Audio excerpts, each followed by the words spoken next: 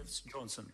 Thank you very much, and greetings to everybody. I want to congratulate President Volodymyr Zelensky particularly for bringing us together and for focusing our attention on Russia's illegal annexation of Crimea, because that land grab in 2014 was the direct precursor of today's war, and we should have the humility to acknowledge that not everybody realized the sheer enormity of what was happening at the time. All of our countries, however, reacted with strength and unity after Putin escalated his onslaught against Ukraine on the 24th of February this year. But the first act of this tragedy opened exactly 8 years earlier, almost to the day, when Russian forces began fanning out across Crimea and taking control of a peninsula which constitutes 10,000 square miles of sovereign Ukrainian territory. At a stroke, Putin forcibly annexed the territory of a European country and forcibly redrew a European frontier for the first time since 1945. He ignored the fact that Russia itself had repeatedly recognized Crimea as being part of Ukraine. And he broke so many international agreements that I can't list them all, but they include Article 2 of the United Nations Charter, the Helsinki Final Act, and the Russia-Ukraine Treaty of Friendship.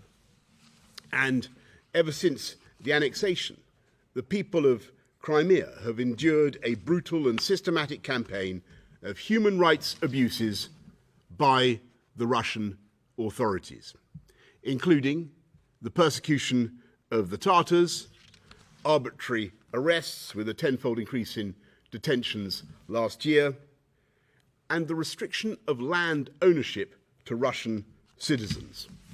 Once he grabbed Crimea, Putin deployed more and more Russian forces in the peninsula, turning the territory into an armed camp from which to threaten the rest of Ukraine.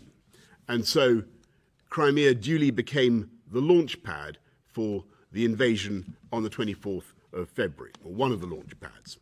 And I'm afraid that all this has even greater salience today because Putin is planning to do to other parts of Ukraine, indeed all of Ukraine, what he has done to Crimea.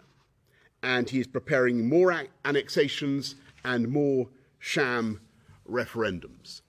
So it has never been more important for us all to stand together in defense of the foundational principle of international law, which is that no territory, no country can acquire territory or change borders by force of arms. And so it follows that we will never recognize Russia's annexation of Crimea or any other Ukrainian territory.